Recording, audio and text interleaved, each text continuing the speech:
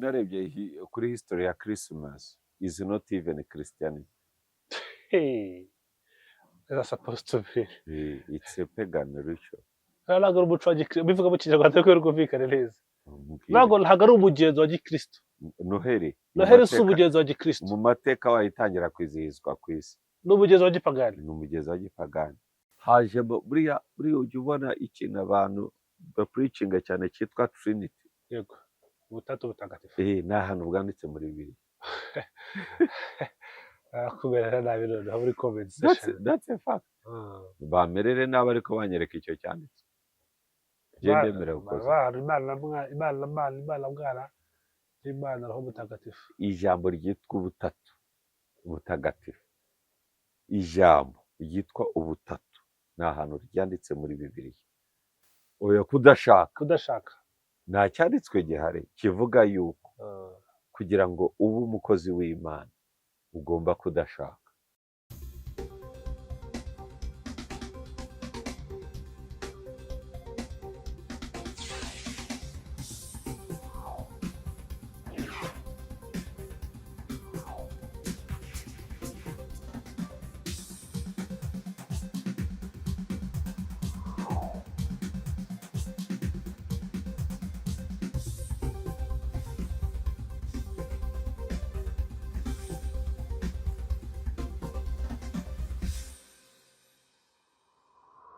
Yego, amahoro y'Imana bane namwe bakunzi ba One Nation Radio. Iyi ni radio ya diaspora y'u Rwanda, ijwi rya diaspora y'u Rwanda. Turi kumwe na Bob Mugabe. Bob, kaze nanone kandi ntewe ishema no kuba dukoranye ikiganiro cya mbere nawe cya 2025.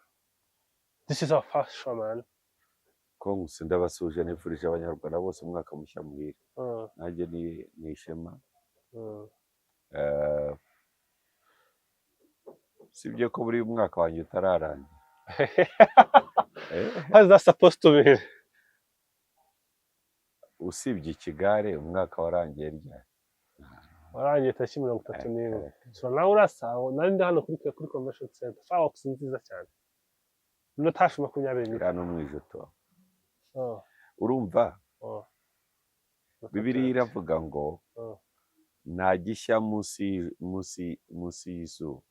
Ibintu biriho byahozeho. Iyo bukeye buri gihe it's a new day.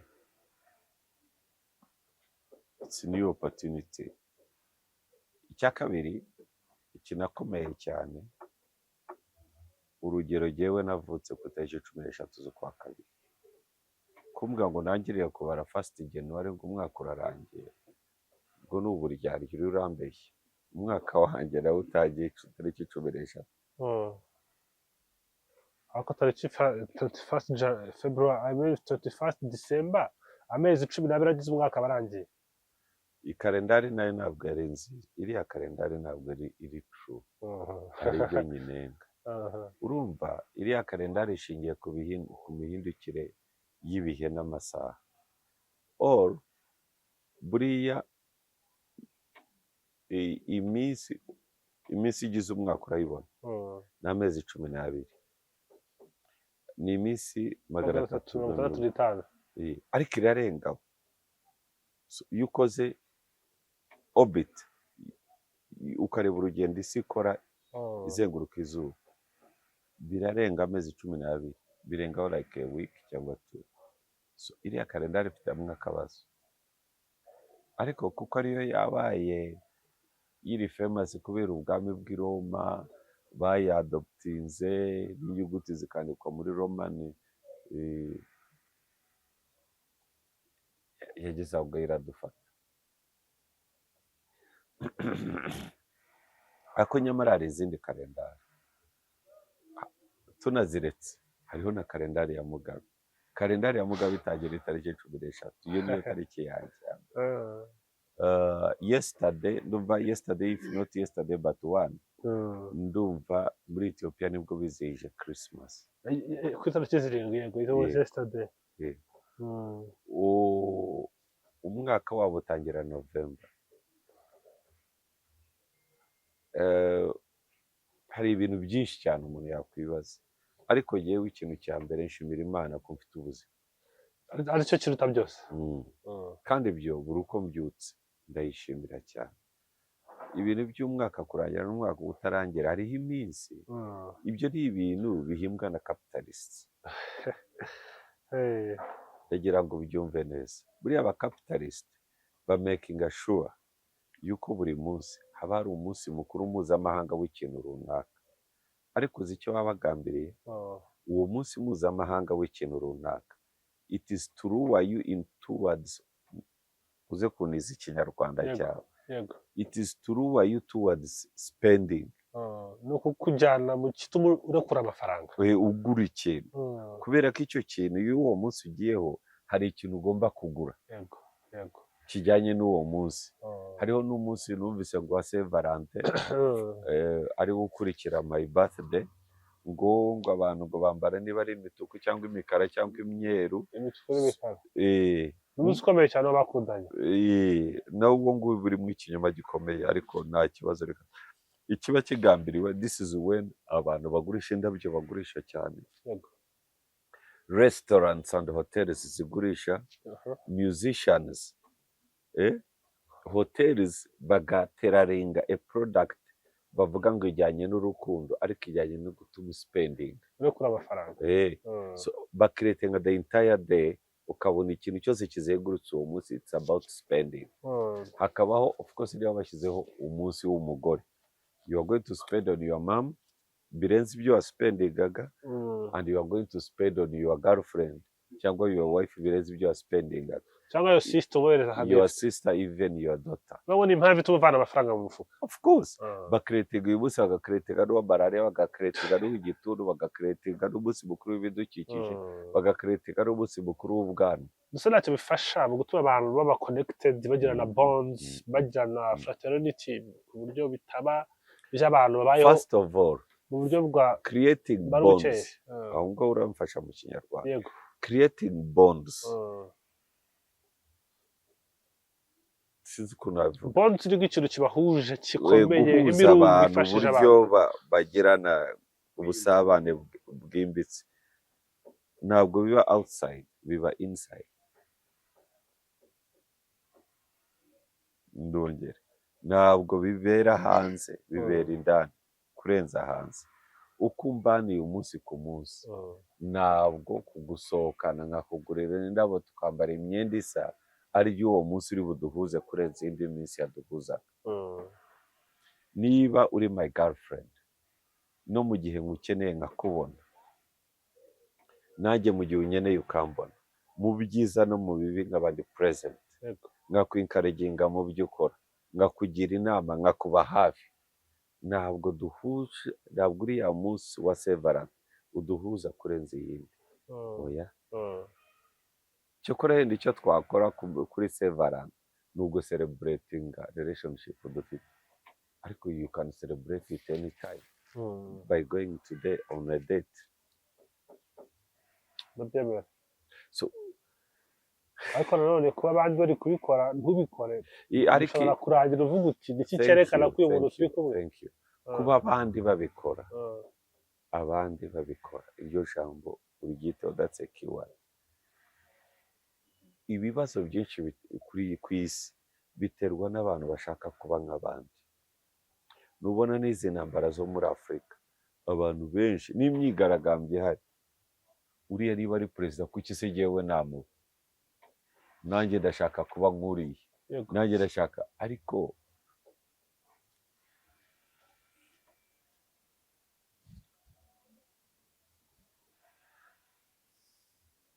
every time you want to be like others, you lose your uniqueness. Igihe cyose ushaka kubera nk'abandi, ubura umwihariko cyangwa umwimerere wawe. Umwimerere, you lose your identity and you lose focus. Igikomeye, you lose your purpose to life. Impamvu zo kubaho kwawe, urabyibuka twabikoze mu kiganiro, n'iza pira, n'izawe igira neza, ntizihuye. Wavuga ko nta muntu ushobora kujyana ubuzima bwe bitewe n'uko yabonye Mugabe. Bivuga ko nta muntu ushobora kukumva kumva Mugabe uko uvuga ibintu akumva umunyamategeko mwiza akiga amategeko kubera ko Mugabe yabikoze. Ese nta muntu ushobora kubona iryo koti wambaye, ni ikoti ryiza risa neza, nkarigura kugira ngo mere nkawe. Ese simba gikoze igikorwa cyiza ariko kikoze kubera wowe?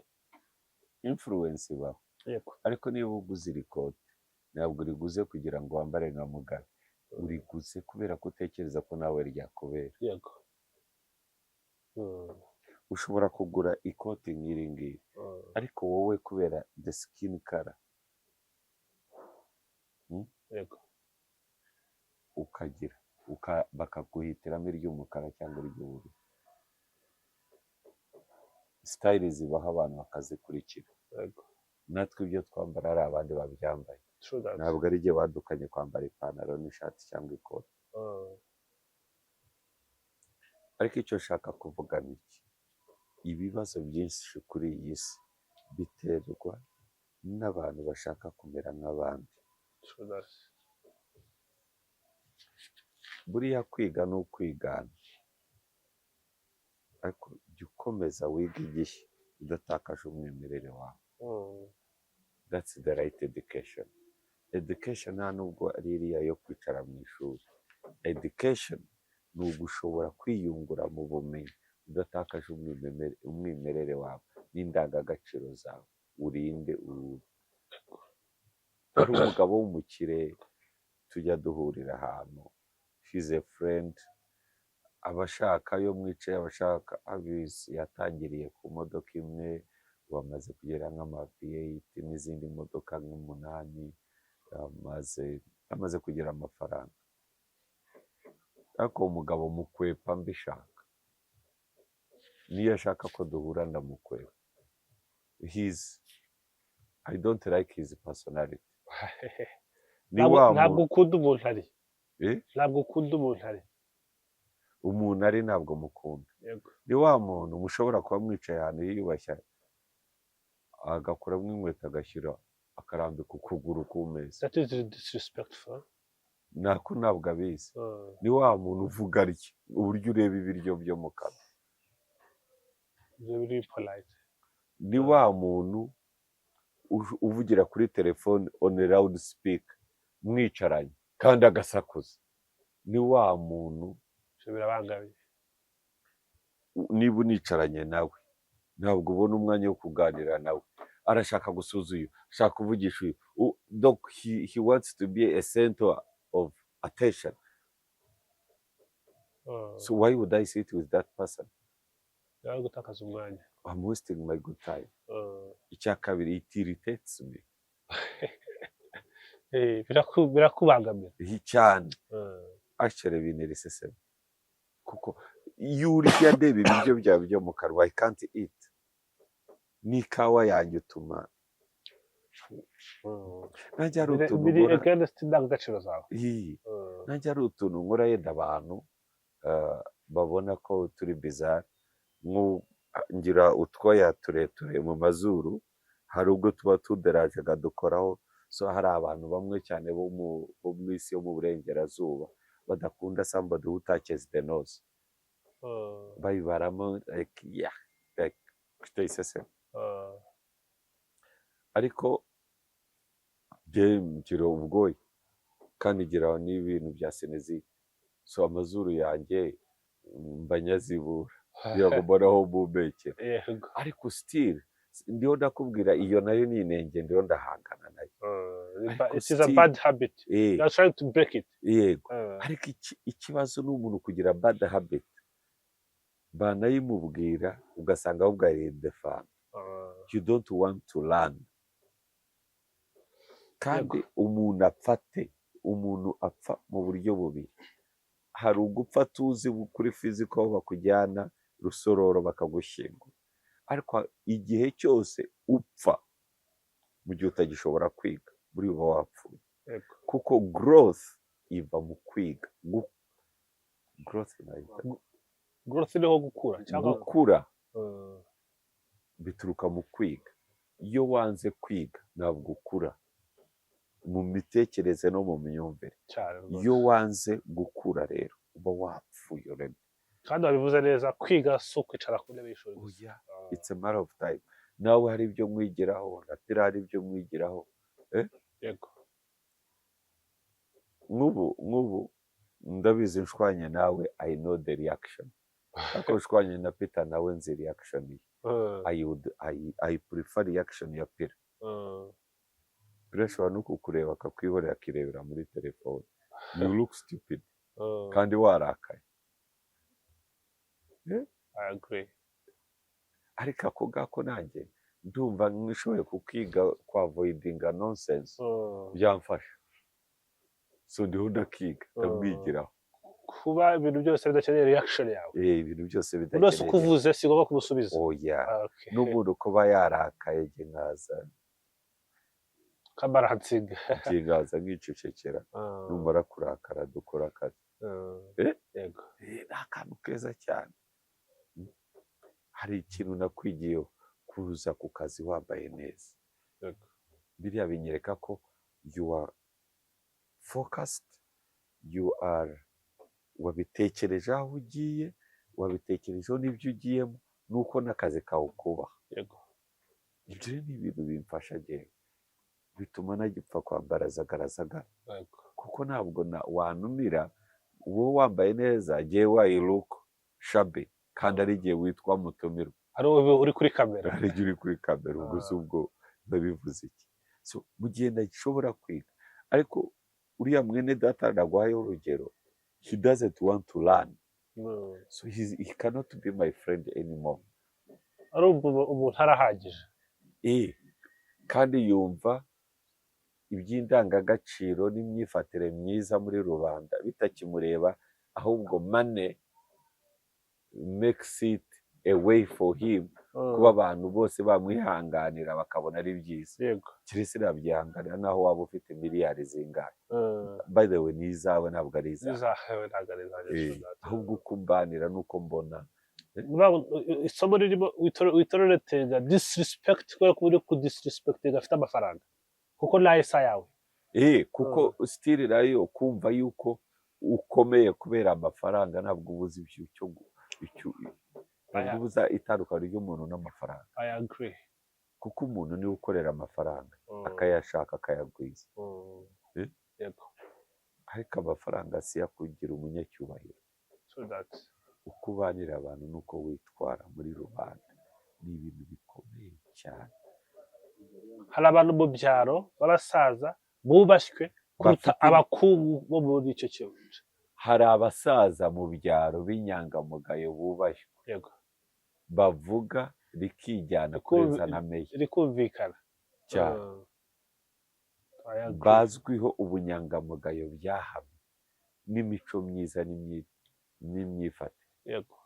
uburyo niyavuze na meya kugira ngo ashobore kuvuga ijambo ryumvikana nuko aba ariwe abatangaho urugero ni ukuvuga bamwifashisha nk'akabanga kugira ngo ashobore gutambutsa ubutumwa bwe otherwise gusanga meya na influence naranabivuze leadership is all about influence. Leadership is all about influence. Ari nacyo utagiyeho urugero uvuga ngo abanyamadini bafite uburyo bwa leadership buri hejuru kuruta abayobozi basanzwe kuko bari influencinga kuruta ba gitifu n'abameya.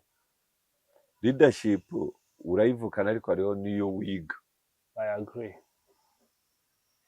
Like I have a diploma in leadership iyo nakuye kuri Haggai Institute of Leadership muri Israel mu Hong Kong. Yego. Haggai Hong Kong. Okay. Haggai it's a Christian institute ituruka ku muhanuzi witwa Haggai muri Bibiliya. Bavuze ari bijyanye muri Israel numvaga bitanu bihuriye.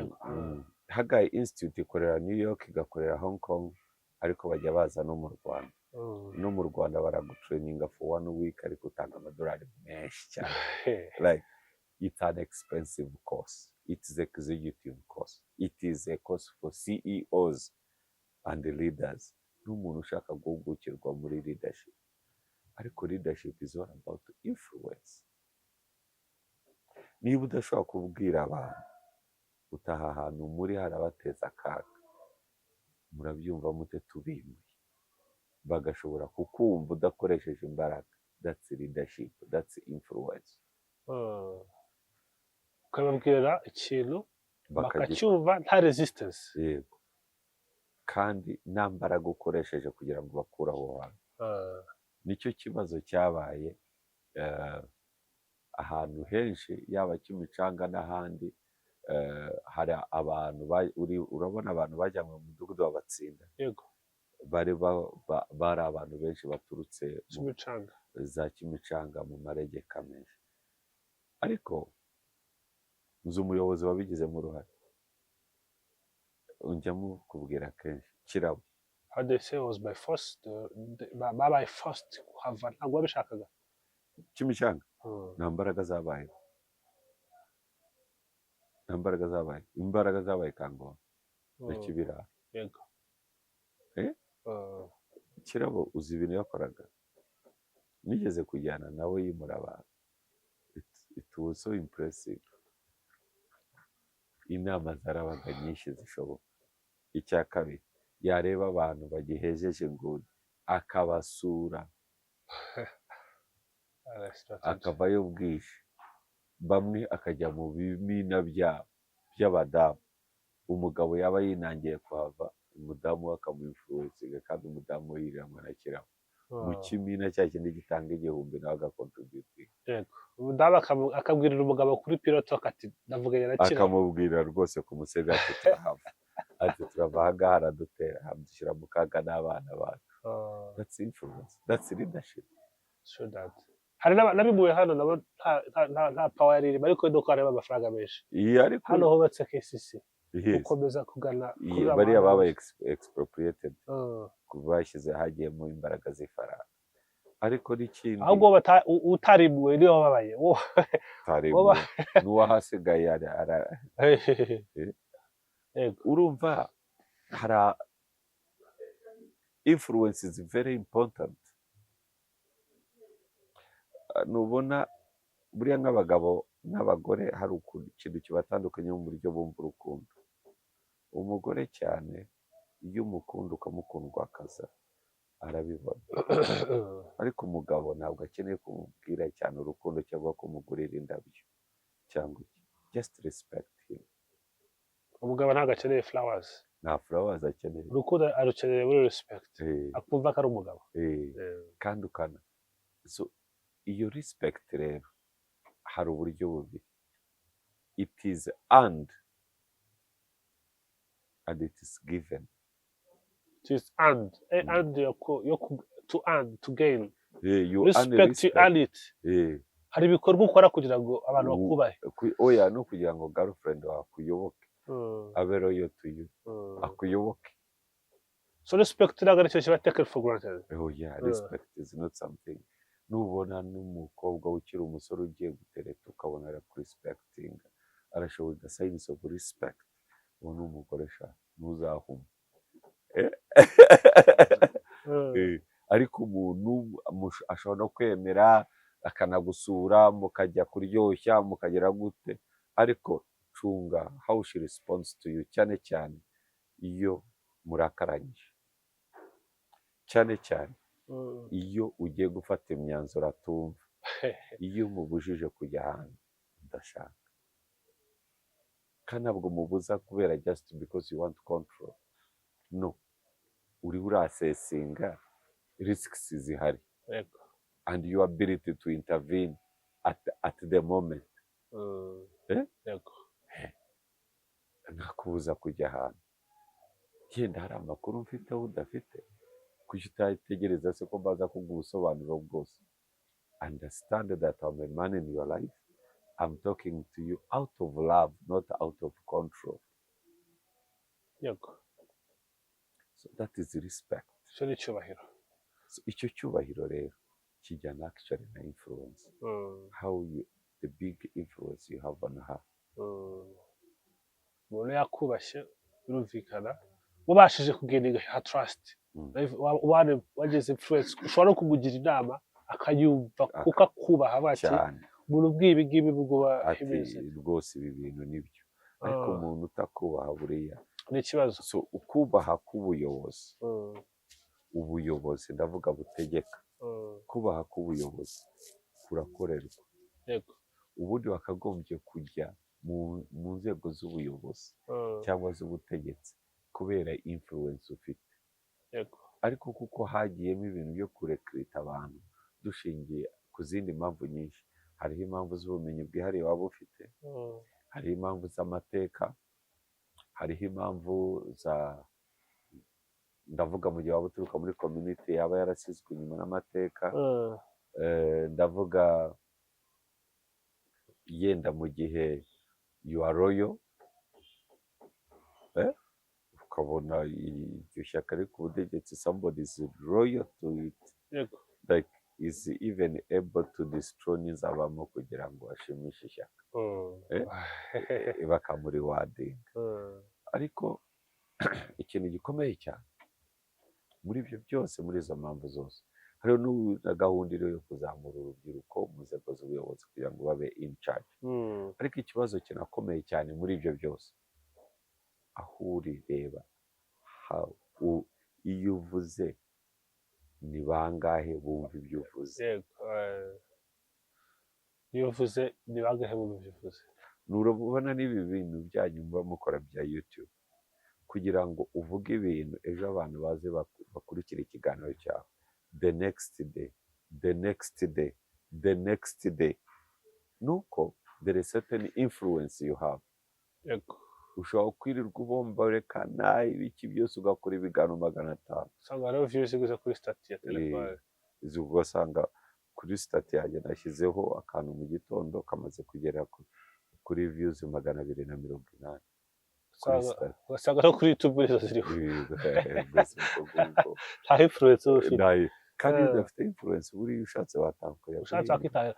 Twateruriye ku bijyanye n'iminsi mikuru, ni ikintu gikomeye cyane, duturutse kuri iyi ngiyi ya Noheli n'Ibunane, mu kanya uraje ubwira ikivuze, abantu bayisize ari benshi kandi ku kigero cyo hejuru, bakanasipendinga amafaranga menshi, bari bavuze bati ni iminsi bahimba kugira ngo abantu bavane amafaranga mu mufuka. Ariko se ni gute twagumana identity yacu tutabaye left behind? Kuko ikintu cya mbere kibi umuntu ataka affordinga ni to be left behind. Ni nayo influence nyinshi cyane tujyana kuri social media. Most people bajya kuri social media because they fear to be left behind. Ariko iyo urebye neza social media nayo, zino social networks nta kintu kirimo, nka TikTok, this TikTok thing, somebody narabigerageje kubifungura, I don't know what people do there. Haba hariho nzovu na yakamwana, ubona ari ibintu biri aho. Then hakabaho Instagram iyo ubifitemo hariho utuntu tw'amakuru abarimo, abakobwa bambaye neza, I don't know. Hakazamo Twitter ari abantu ubundi yahoze ari abantu bari seriye, ni ukubera gusa uno mugabo urimo wayiguze akaba arimo kuri Elon Musk, akaba arimo guta agaciro. Ariko Twitter wo yabaye wumva n'ibinyamakuru byose, ubutumwa yatanze anyujije ku rukuta rwa Twitter, urukuta rwabaye urukuta, niba ari urw'imbarine, niba ari ikisizi. Ariko social media nyinshi cyane nka Facebook yo ibyayo bimaze kuba ibindi, and I think that's why they have employed a lot of algorithms, hamwe n'inuza na AI na artificial intelligence, kugira ngo bino bintu bishobore gukora. Ariko icyo bikora ni iki? Ni uko akenshi bireba ibintu ukunda kureba, noneho AI igatangira kukuzanira exactly. So ni ukuvuga they learn your behavior, your likes, akaba ari byo bakuzanira. search history, search history, nkajya barabizi ko nkunda history. YouTube cyane izanira ibintu bya history yo mu Bwongereza, history yo muri West Africa. urafungura kuri home page ugasanga ibintu byose ushaka kureba niho biri, they make it easy cyane. So urumva ni gutya. Ariko kuri jyewe buriya nsoma cyane history, I study history a lot, kubera ko ibintu byinshi bihari. preferring ya hehe y'inyokomuntu y'inyokomuntu nka history ya Abyssinia, history ya Timbuktu, ni history zikomeye, history yo ya Egypt. civilization yakomeye cyane mu mateka y'isi. Yego yego yego, ni nayo urebye abagiriki bagiye bagakopera kubera ko bize akenshi iza Misiri, hanyuma ubwami bw'abaroma bagashaka kuyigira inzungu ariko niyo Misiri. Ariko n'amateka y'intambara z'abanyaburayi buriya zirimo ibintu byinshi wakwigiramo, byinshi cyane. Izi za vuba cyangwa se za kera z'aba crusade n'aba Za crusade harimo ibintu byinshi cyane, ariko si n'ibyo gusa, n'iza vuba, intambara ya mbere y'isi cyayiteye, iya kabiri, kureba abantu nk'aba Benito Mussolini, kureba abantu nka Hitler, nabonye uri gusoma Amerikampf cya gitabo cye, ukareba hariho n'abantu benshi cyane bakoze ibintu byinshi cyane bikomeye. Ugasubira mu mateka ya Martin Luther azana reform muri Kiliziya Gatolika, ukareba uko Anglican Church yatangiye. Iyo uyirebye ureba ibikorwa byayo by'uyu munsi ugahita umenya iki, why they do what they do. Akenshi cyane abantu benshi banakorana analize banarayiziga bakubwira ibi ngibi byatewe n'iki, ariko ntabwo bakubwira icyo cyo cyabiteye n'iki kibiri inyuma. Iyo history ifasha, ni nacyo no gukora ubushakashatsi bifasha. aho hantu bafite ikibazo ahanini kijyana n'iminsi mikuru naho twahereye, kubera icyo abantu tariki 25 bizihiza Noel. Bo bizihiza bavuga ngo barizihiza umunsi Yesu yavukiyeho, ariko they have it wrong. Historically they have it wrong. Nta kimenyetso na kimwe gihari kigaragaza yuko Yesu yavutse ku itariki 25 z'ukwa 12. Ariko nkanjye ndi umukristo, Noheli ndayizihiza. Kuriyo kuba abantu bo ku isi baremeranyije 25 ko 25th December twizihiza Noheli, I'm alright, kuko n'ubusanzwe igihe Jesus yavukiye I'm not sure yet. Ako nta n'ikimenyetso gihari kigaragaza ko yavutse mu 25th, ariko kuba twarumvikanye ku munsi ya moke with Ako itariki yagiye itangwa generations after generations, bwa buryo wa communication bwabagaho. Wa mbere arambwiye nzabwira abantu, bazabwira abandi, bakayifixinga bati 25th December Jesus Christ of Nazareth was born. Unarebye kuri history ya Christmas is not even Christianity. Hey, that's supposed to be. It's a pagan ritual. Ntabwo ari umuco wa gikristo, bivuga mu kinyarwanda ko rwumvikane neza. Ntabwo ari umugenzo wa gikristo. Noheli Si umugenzo wa gikristo. Mu mateka wayitangira kwizihizwa ku isi. Ni umugenzo wa gipagani. Ni umugenzo wa gipagani, ariko wabaye adopted kubera Constantine arimo guhuza abo twita elders. Hari inama ya mbere yakoze yo guhuza ubutumwa bwari bufitanye ikibazo. Hari ubutumwa bubiri bukomeye kandi bufite big following. Yego. Ariko ubwo butumwa ari ikintu kimwe, it was about Jesus. Ariko abantu bamwe bakavuga Jesus bakamugaragaza nk'umuntu wo kunyura mu kababaro, watwitangiye, natwe tugomba kubabazwa kugira ngo tubone agakiza. Kandi ku musaraba yarababajwe kugira ngo abantu batazongera kubabara. Uretse gato y'iki kibazo kirakomeye, maze witonde, iki ni ikibazo cya teoloji. Kuko hariho n'amashuri y'abalibertarian, hakaba n'amashuri donc impande zombi n'ubu zirahari. Hariho n'abavuga bati no, Jesus kuza kwe kwatuzanye umudendezo no kwishima, no kwishimira Uwiteka. Yego tuve mu byaha ariko twishima, tujubilating. Those are libertarians. Noneho hakazaho conservatives, bo bavuga bati actually ubutumwa bwa Jesus Christ wiyange umukurikire.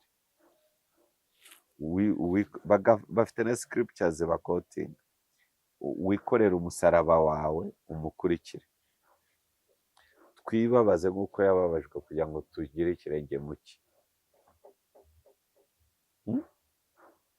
So ibyo bizana uburayi bwa ruguru n'uburayi bw'epfo buzanamo na Aziya, byari birimo guthreateninga tensions, bitaringa apart, bicamo kabiri Roman Empire.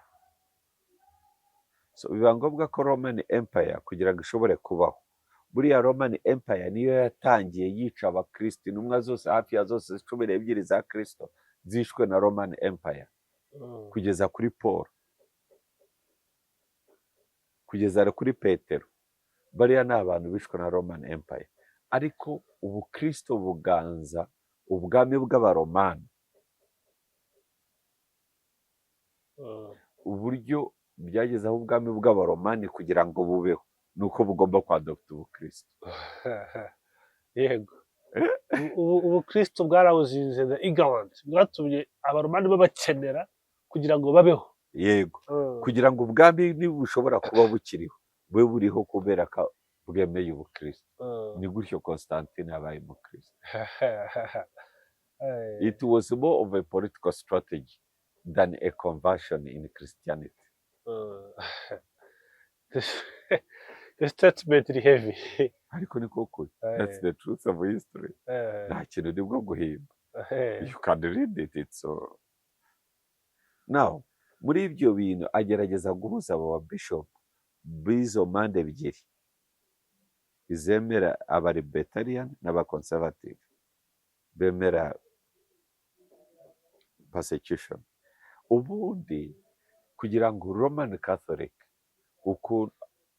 mbere y'uko njya kuri Roman Catholic, Roman Empire kugira ngo ubukristo buyiganze, ntabwo bwayiganze kubera umudendezo.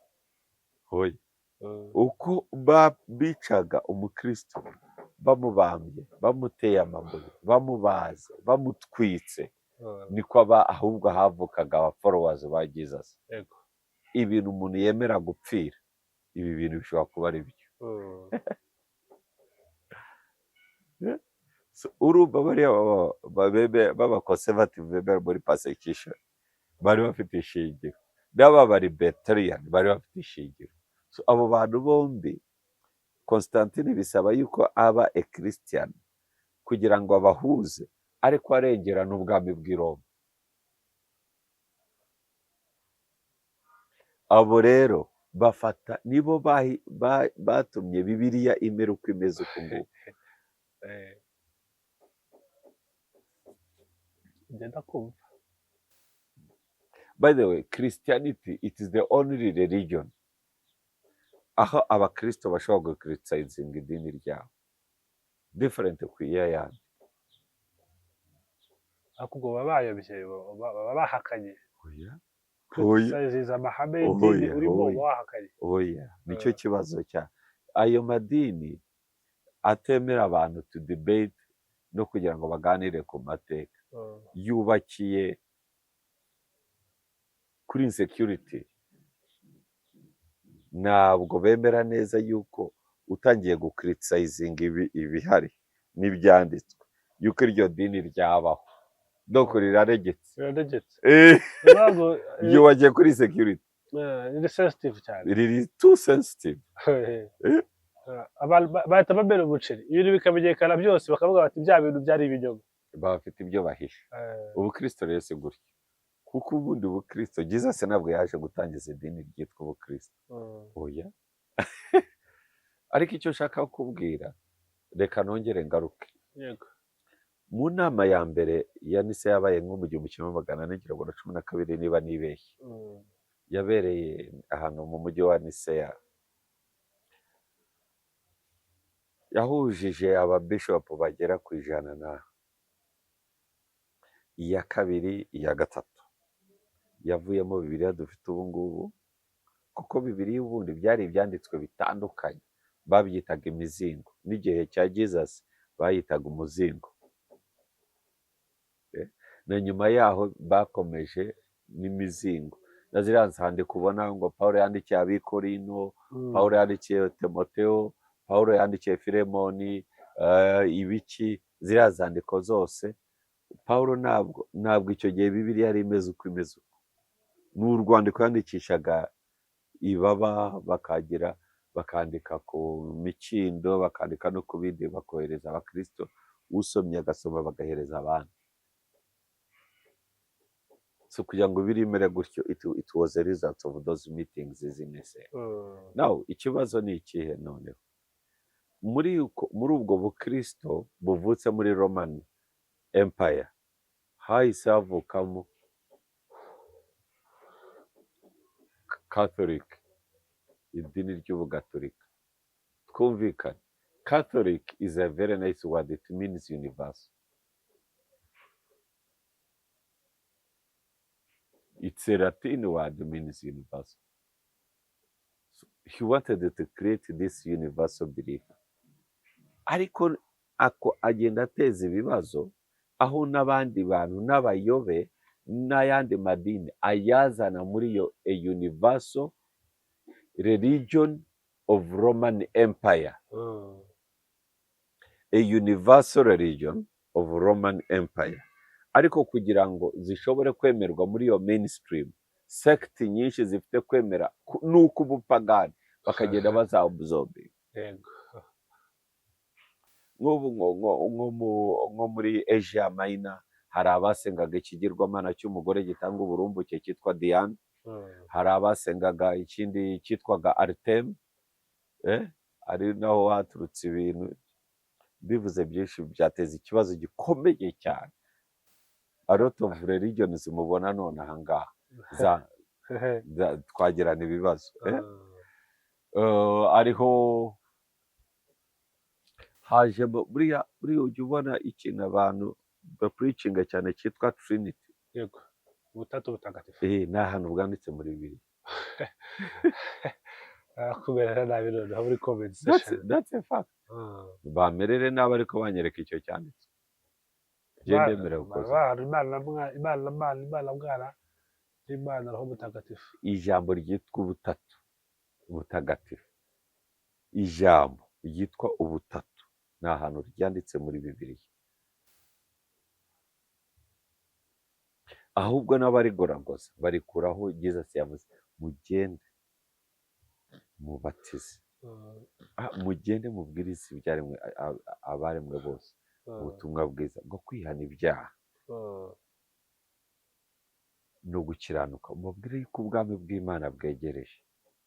Abazihana mubabatize mu izina rya Data n'Umwana n'Umwuka Wera.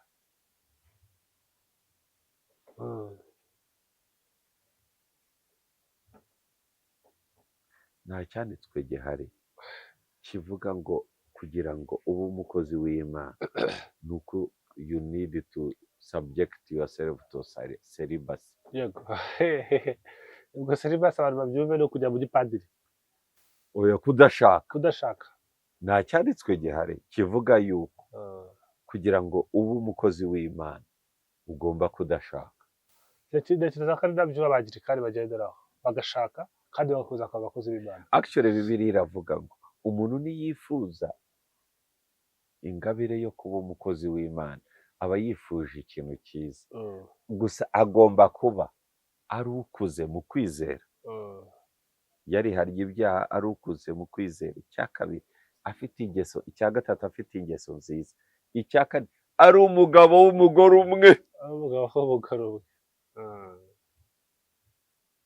There is no scripture ivuga muri Bibiliya ivuga yuko gukorera Imana bigusaba to subject yourself to celibacy, kudashaka.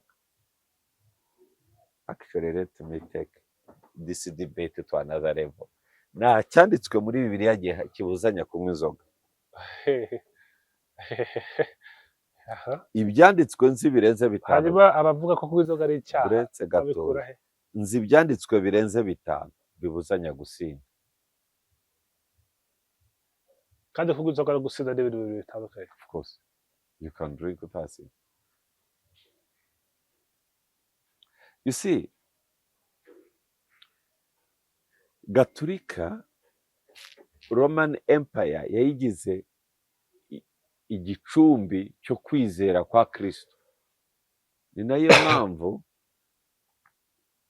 bazilika ikomeye muri gaturika ni ya St Peter's Basilica iri Vatican.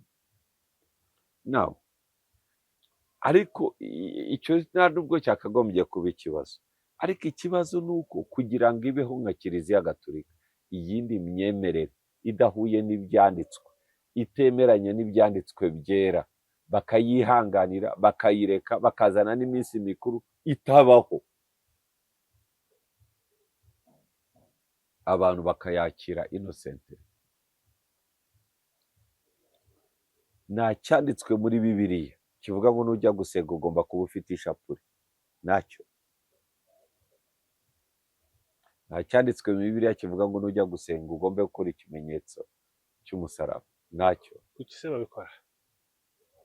Catholic. None se ndiho ndakubwira umuzi wabyo byose. Ndakubwira gaturika ya creatinze ikintu cy'ubukristo budashingiye ku byanditswe, ahubwo bushingiye kuri world dominance, ubivuge mu kinyarwanda, bishingiye ku kuganza isi no kubaka idini rimwe ry'igicumbi ku isi yose. Universal belief, imyemerere rusange. Imyemerere rusange, iyo myemerere rusange bagenda bazanamo n'imyemerere ihabanye cyane n'ubukristo, imyemerere ya gipagani. ya gipagani. Ariho Noheli ikomoka. Noheli ikomoka ku myemerere. Yari iminsi mikuru yizihizwaga mu Burayi bwa Nusa, cyane cyane muri Scandinavian countries. Yari izwi, yari iminsi ya gipagani. N'iminsi myinshi yo kwizihiza abatagatifu.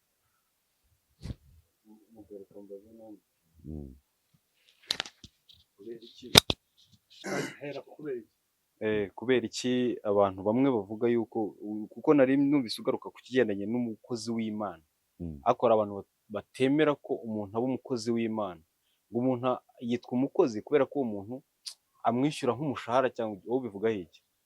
Ni uko bumva umukozi mu mvugo y'iki gihe, mu mvugo y'iki gihe, context y'iki gihe, kuba umukozi ni uwishyurwa umushahara, ariko gukorera Imana ni ukuba ufite inshingano z'umurimo w'Imana, w'ubutumwa bwiza, kwamamaza, job description, akazi ukora buri munsi ni preaching the word of God.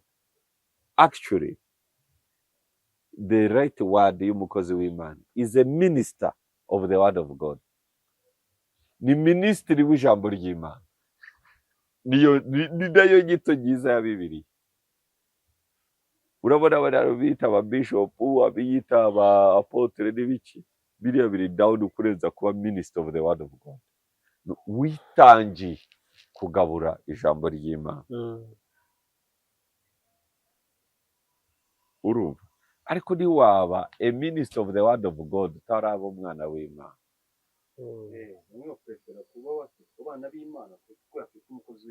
Ni ukubera n'aba biyita abakozi b'Imana benshi n'amafoto bagenda bakora, bagenda batuma abandi bakozi b'Imana bagira ipfunwe ryo kwitwa iryo zina, bati noneho reka duhungira.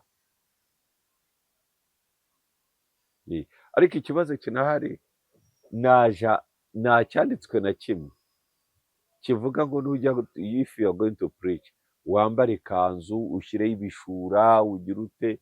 Byo ni iterabwoba n'ibikabyo, ni imihango y'idini. Urumva ubukristo buturuka muri Bibiliya. Ruriho urakora ibitanditse muri Bibiliya, ubwo se urakora ibya Bibiliya. Ariko byose birevaluatinga.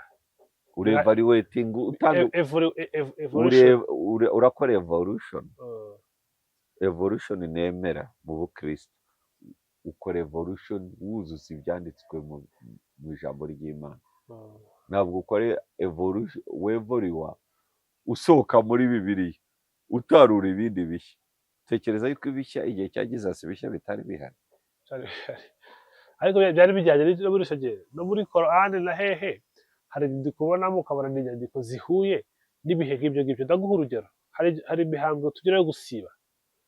hari urugendo bavuga wakoraga mwebwe idini ryanyu ry'ubusiramu rishingiye ku mihango kurenza imihango y'abarabu. oya imihango urumva mu nkingi eshanu z'ubuyisilamu hariho kuvuga ngo harimo kugera n'imaka kuba ufitiye ubushobozi urumva hariho n'indi mihango ugomba gukora ariko ubukristo gusaba 5 ku munsi utanga amaturo kujya imaka. ubukristo bwo rero si gutya kwemera imana n'intumwa yayo. ubukristo bwo si gutya icyo nakubazaga nyine hari ibintu nyine ubona ukabona nyine kumbaza kuri korowani ndagira ngo ngumvishe ko filozofi ya korowani n'iya bayibolo biratandukanye cyane ariko mbaza nta kibazo. ndi kukubwira nyine hari ibintu biba birimo byerekanaga ko hari ibintu bijyanye no muri iyo minsi. niba ari umuntu wasibye hari urugendo atemerewe gukora agakomeza agasiba, yemerewe ku breakinga the fast akazawishyura uwo munsi kubera ko ari bukora urugendo rurerure kilometero 70, ariko ukabona ibirometero 70 babaraga by'icyo gihe nta modoka zabagaho, bagendaga ku makamozi mu butayu.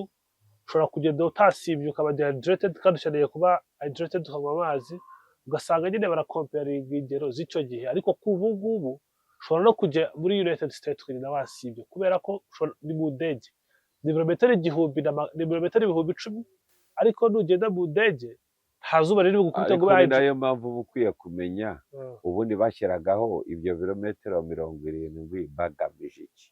kugira ngo igisibo cyawe cyo kugarukira Imana kitakuviramo urupfu kubera wabaye dehydrated cyangwa washonje ugapfa. ariko ubu ngubu niba ushobora gufata indege ukagera i Doha mu masaha mu isaha cyangwa amasaha, ikibazo kiri icya mbere ni ugufata ni nacyo navugaga hariho amadini yubakiye kuri dogma. amadini yubakiye kuri dogma ntabwo yemera to be criticized, bayifata nk'ubuhakanyi kubera ko dogma ubusanzwe yubakiye no kuri insecurities, kutiyizera. urumva ni nacyo navuze yuko Korani muri iyi dini rya Isilamu ryubakiye ku migenzo cyane kubera ko bagira umunsi wahariwe, ukwezi kwahariwe gusiba, kwiyiriza. iyo urebye kwiyiriza icyo kukumariye wowe nk'umugarukiramana ni ukubaka ubusabane bwawe n'Imana.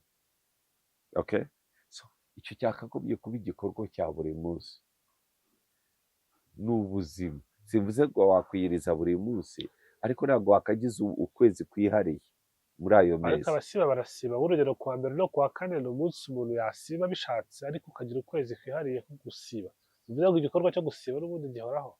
yego ariko kuki wagira ukwezi kwihariye wayo? what is the idea behind it? urambaza cyangwa ni rhetorical question? ni rhetorical question. what is the idea behind it? idea ni iyihe ubundi? kuko bariya abantu bose baje bavuga mu izina ry'Imana ikintu yewe n'amategeko yose n'ayatanzwe na Mose hariho amategeko y'isuku. rero navugaga umuntu niyituma uruhande rw'urusisiro bamutera amabuye apfa kugira ngo birinde indwara na za korera. wubahe so na nyoko, that's culture, that's kugira ngo urambire mu gihugu. nabwo Imana izaguha umugisha urongora umugore umwe. Bibiliya ikavuga ngo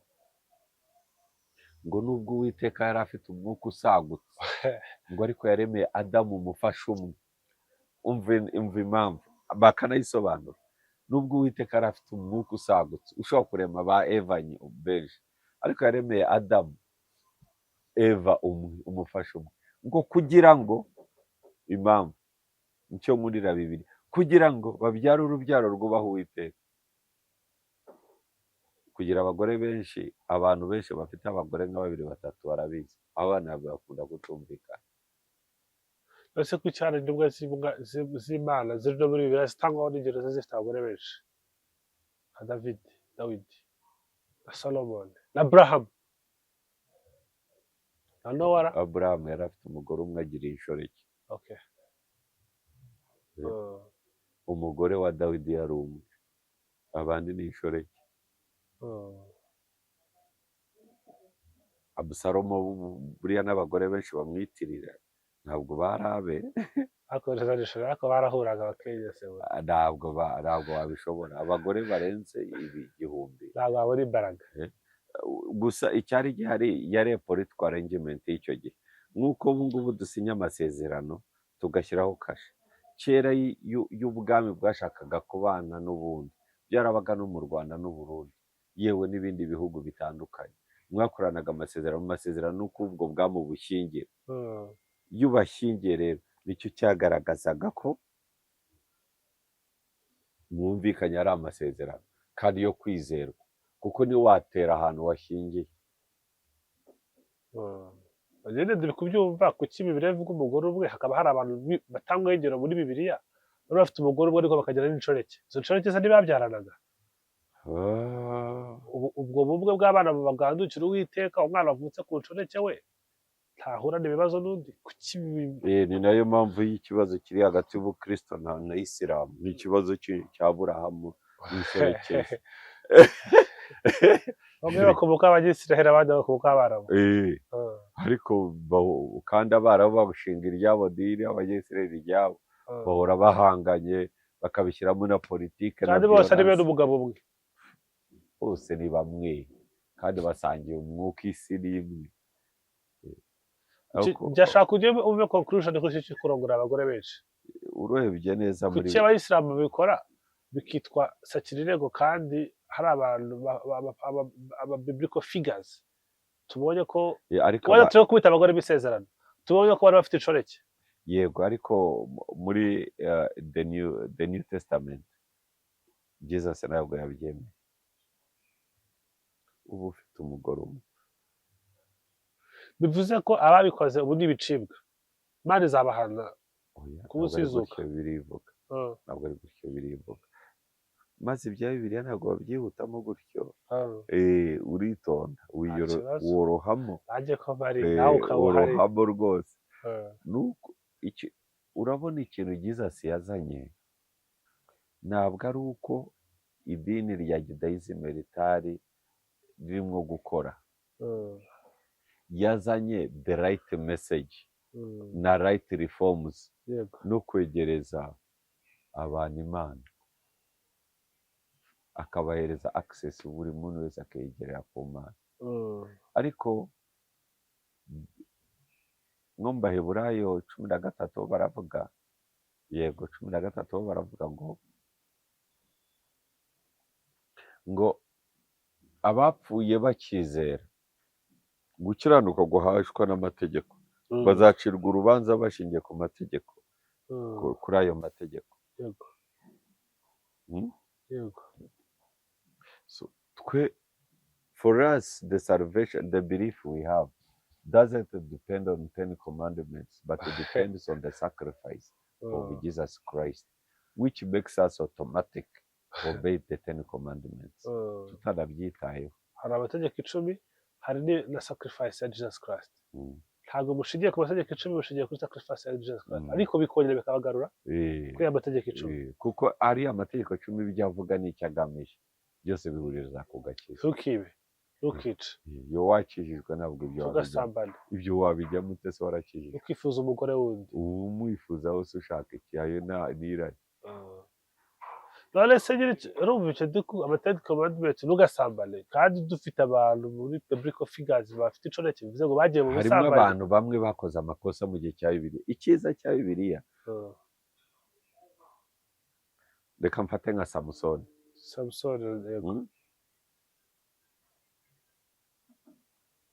Reka mfate nka Samusoni, ni urugero. Samusoni wo muri Bibiliya,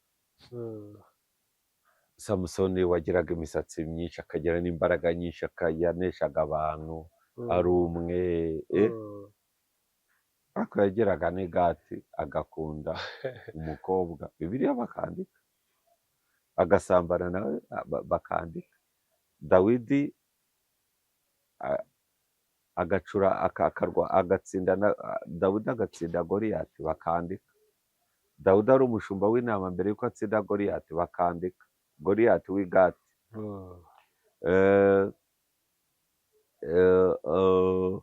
dawidi akajya ibwami akajya acurangira sawuli, sawuli ariho imyuka mibi. Iyo myuka mibi ikamuvaho bakandika, akava agahunga sawuli afashijwemo na muhungu we witwa jonatani bakandika, akavaho akajya guhungira mu butayu akamarayo imyaka yubakaho ikinyeshyamba bakandika bakagezaho n'umugabo yagiye gusaba inama zo kubagira ingabo ze.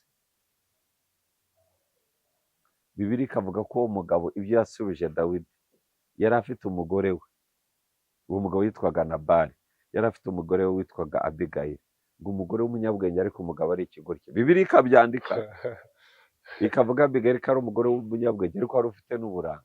Bibiliya ikabyandika. Dawidi akavaho akagera ku butegetsi bakandika, Dawidi akavaho akifuza umugore w'umujenerali bakabyandika, Dawidi akamusamanya bakabyandika, Imana ikamuha igihano bikabyandika. So in the Bible ntabwo aribwo gusa good news, haribwo n'ikigero cy'abantu bagenze nabi n'ibintu ukwiye kwirinda. So Bible is life. So bivuze niba isomo nkuyemo bivuze ngo kugira ngo ube umuntu w'agaciro cyangwa uzane impinduka mu bantu ntabwo bigusaba kuba uri perfect. Oya, ariko nanone nuko amakosa yatumye yenda utangira neza ugakora ibyiza yenda ugasoza nabi. Urayahaniwe. Oya, n'ayo makosa bakayandika, mwabashobora kumenya ngomba kwirinda iki kintu. Hanyuma at the end of the day ukaba umuntu ki? The end of the day dutegereza urubanza, dutegereza kugorora. Abantu utanga ingero muri Bibiliya ntabwo twaka expectinga ko bajya ku ruhande rubi mu gihe cy'urubanza. Bibiliya Jesus yaravuze ngo iby'urubanza n'abazagororerwa iby'ubwami ni ubwiru, ntabwo tubizi. Yego, ni amakuru y'ubutasi, ni amakuru akomeye cyane ntayo wanabona. bivuze ngo nubwo tubafataho ingero ntabwo bari safe. I cannot deny that they are safe and I cannot accept that they are 100% safe. Ariko hari abantu ushobora guhagarara nzi bo muri Bible nka Paul, his entire life n'uburyo yasoje, ko yatangiye umurimo we n'ukuntu yasoje, I would be concrete sure. So mugabo gusoza sibyo, hari abantu babelivinga kubera ko babwiwe, hari abantu babelivinga kubera ko basomye, hari abantu babelivinga ko bumva ari ngombwa kubelivinga. Nyuma y'iki kiganiro cyerekana ko hari imyemerere yazanywe n'abantu bari bazanye imyemerere iri universal. Mbere y'uko nsubiza icyo gihe nkwemerera gusoza n'icyo kibazo cyawe, ndashaka nubwo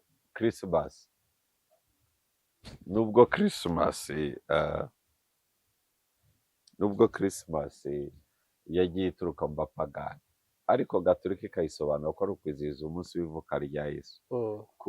Kuba uwo munsi mwatsa abapagani igihe nkawizihiriza ivuka rya Jesus, numva nta kibazo, nta gikuba cyacitse. So cyo ndikubaza dusoza, nuvuga ngo abantu bagiye babirivingira mu bintu bitandukanye. Hari imyemerere y'igipagani yejejwe ikabigirwa imyemerere ya gikristu mu buryo bumwe cyangwa ubundi. Abantu basigara n'iki mu mutima mu nzira igana imbere, ku buryo bavuga bati uru ruhande ndimo nirwo ruzanshyira ku ruhande rwiza mu gihe cy'urubanza. Soma Bibiliya, ijambo ry'Imana. Yego, Bibiliya iravuga mu Baheburayo bari igice cya mbere, kandi gushakira igice cya mbere, Bible uyu munsi ko ari nayo nagendanye. Bwira umubare ntajye guherekanya. Igice cya mbere gira ngo ku murongo wa 9 gutya, abari bumfasha. Baheburayo rimwe umurongo wa 9. Kuko wakunze gukiranuka ukanga ubugome, nicyo cyatumye Imana ariyo Mana yawe igusiga amavuta yo kwishima no kurutisha bagenzi bawe. Mu Baheburayo, Abaheburayo igice cya mbere umurongo wa 9. Yego, kuko wakunze gukiranuka ukanga ubugome, yego, nicyo cyatumye Imana ariyo Mana yawe igusiga amavuta yo kwishima ikakurutisha bagenzi bawe. Yego, So, icyo kintu mu magambo make icyo nshaka kuvuga, gusoma ijambo ry'Imana ariko ikindi ugakiranuka. gukiranuka ni ukureka ibibi ugakora ibyiza. Bibiliya iravuga ngo udakiranutse ntazabona Imana, kandi dushobozwa byose na Kristo duha imbaraga. ariko si ikindi kibazo cya nyuma unabifatanya ko Bibiliya, Korani n'ibindi bitabo byose iyo byigisha ibyiza gusa. Uretse gato mbere ko mbaza icyo kibazo, subira handi Bayibura igice cya mbere, ndashaka umurongo wa mbere. Umurongo wa mbere si nguyu se sigufite Icyo ntabwo nahakanye ko utawufite. icyubahiro Yesu arusha abamarayika. Ati kera, Umurongo wa mbere. he, Kera in the past, Imana yavuganiye na ba sogokuruza mu kanwa k'abahanuzi mu bihe Yego. byinshi, yego, mu buryo bwinshi. yego, ibihe byinshi n'uburyo bwinshi. Ntabwo Bibiliya ibihakana ko kera Imana itavuganye na ba sogokuru, ariko ivugana nabo mu kanwa k'abahanuzi mu bihe byinshi, mu bihe byinshi no mu buryo bwinshi. Ndagira ngo iki kintu mu cyumba, kandi no muri Afurika ni ahantu hatari abahanuzi. Yavuganye natwe mu kanwa k'abahanuzi mu ngeri mu inshuro nyinshi, many times and various ways. Komeza mu gice cy'akagari umurongo wa kabiri. umurongo wa kabiri ukomeza ugira uti naho muri iyi minsi y'imperuka yavuganiye natwe mu kanwa k'umwana wayo, uwo yashyiriyeho kuba umuragwa wa byose, umuragwa wa byose ari we yaremesheje isi. Yes. Reka mpagarare aho ngaho. Ibyo Yesu yavuze mu kanwa ke, yego, mu minsi ya kera Imana avuganaga n'abahanuzi mu buryo bwinshi no mu ngeri zitandukanye. yego, Ubu ngubu muri iyi minsi y'imperuka yavuganye natwe mu kanwa k'umwana wayo Yesu Kristo, ari we Imana yakoresheje mu kurema byose. Ibyo Kristo yavuze byanditse muri Bible. Kuki abantu badasoma Bible? Icyiza cya Bible, nawe waba waragarukiye mu wa kabiri wa primaire urayisoma kandi ukayumva.